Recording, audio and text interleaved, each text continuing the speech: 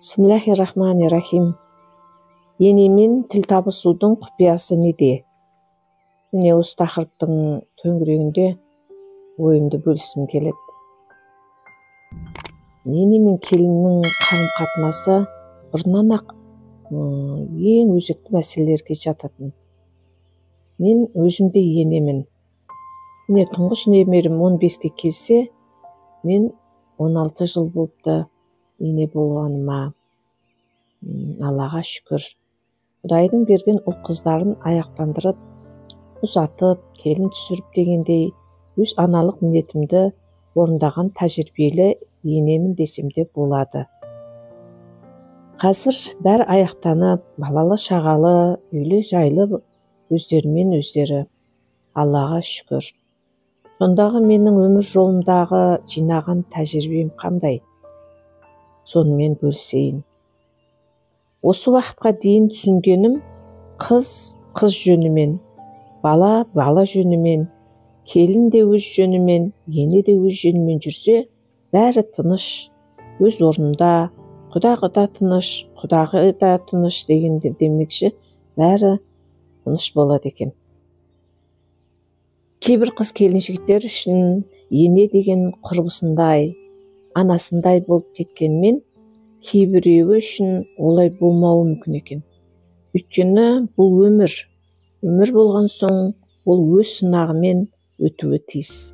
Кейде келін өмір бойы енесін өзіне жақын қабылдай алмауы мүмкін. Және енесі де келінін өзіне жақын тұтпай, керісінше өзіне дұшпан санауы әбден мүмкін екен. Олай болудың себебі неде? Қазіргі жастар әр үйдің еркетайы, қысымды көтер алмайды, шыдағысы да келмейді. Өте қиын жастар өсіп келе жатыр.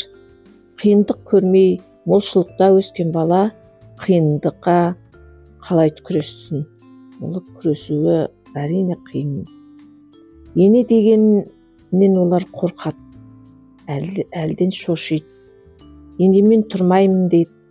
Міне басты проблема осы. Содан кейін келіп алдау басталады.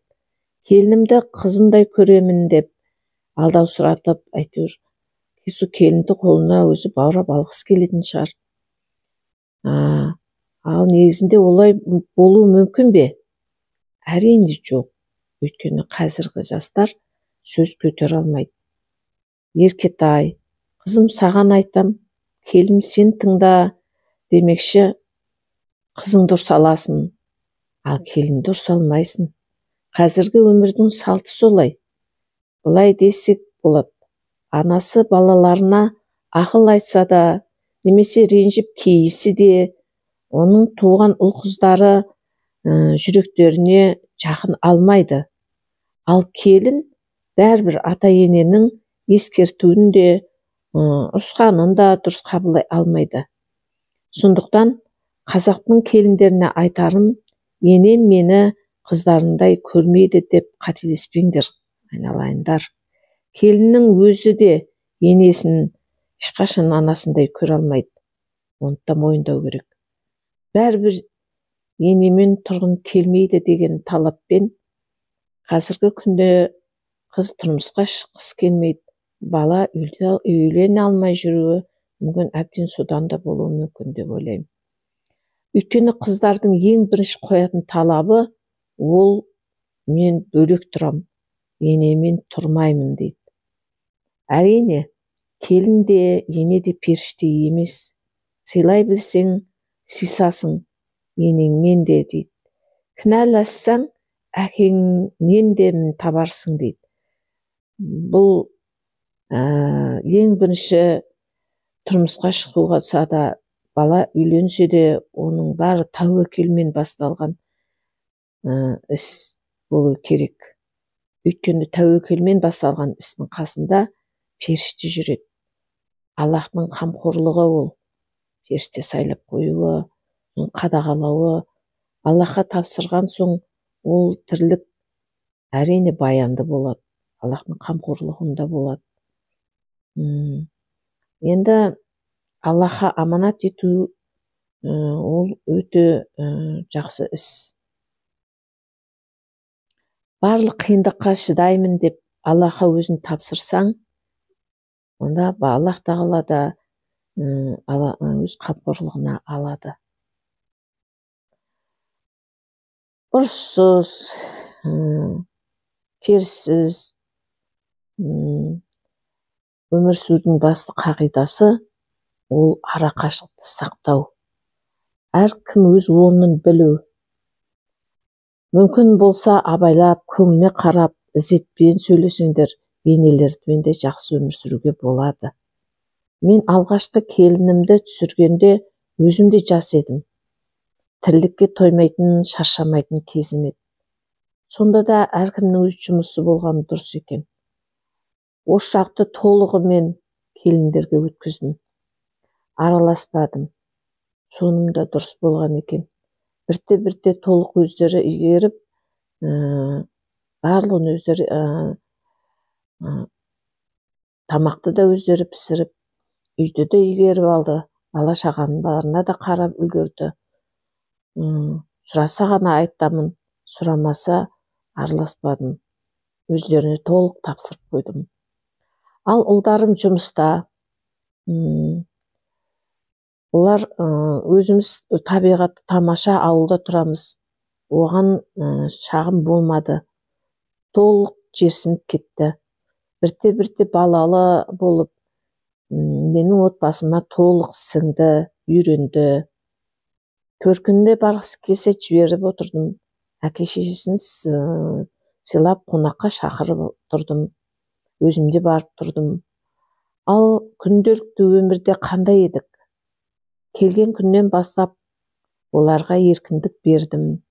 Қысылмай, еркін өз үйінде жүргендей болсын дедім. Әділдік пен шындықты талап еттім. Өзімде ешқашан өтірік, өсек айтпадым. Соған өте сақ болдым. Тапқан ақшаларын өз еркілеріне бердім. Үйді ұлдарым басқарды. Екеуі ақылдасып шешіп, өздері ақшаларын жеткізіп, ел қатарлы үйінде салды, машиналарын да алды. Енді міне шүкір аяқтарынан тұрды. Мұның бәрі не үшін айтып отырмын?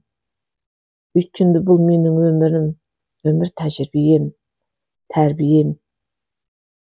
Кейде ұрыс туындаса тез мәселені шешіп, өзім үшін емес, отбасымның берекесі кетпесін деп кешіре салып жүрдім. Осыған бәрі үйренді. Қазір үйде өздеріне тастап қыдырып кете аламын. Өйткені үйде маған қараған тірлік жоқ. Жолдасым ерте дүние салған.